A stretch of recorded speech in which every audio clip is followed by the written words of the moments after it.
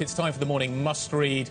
And this morning it comes from Mohamed El-Erian, Bloomberg columnist and Allianz chief economic advisor. He writes in Bloomberg View, without a significant improvement in fundamentals, investors would be well advised to remember that there is an impending limit to how much liquidity injections can protect the market from the underlying economic reality. Jim Reed from Deutsche Bank. Is the market telling the Fed that September is not live? Mohamed's point is that maybe this time is different, that maybe monetary policy is beginning to come to the ends of its effect that it has had in the past. But is this time different?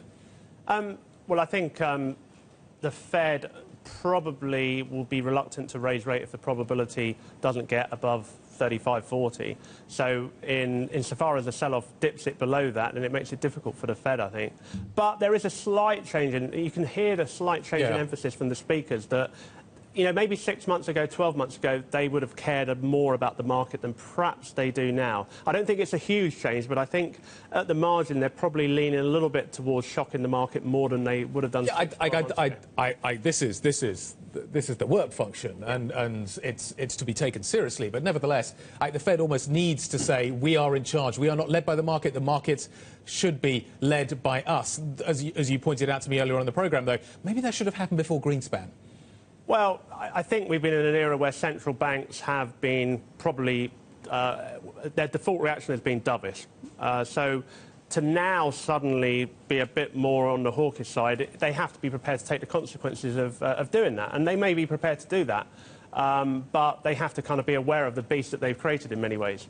Jim, I mean, I understand August was ridiculously quiet. We all get that. It was Deutsche Bank's fault. We understand that. Busy. But the idea of 3.8 standard deviation move, I mean, every time I see that, it gets my radar up. When you go into your desk this morning, what will you be watching to show that we're containing a brutal move?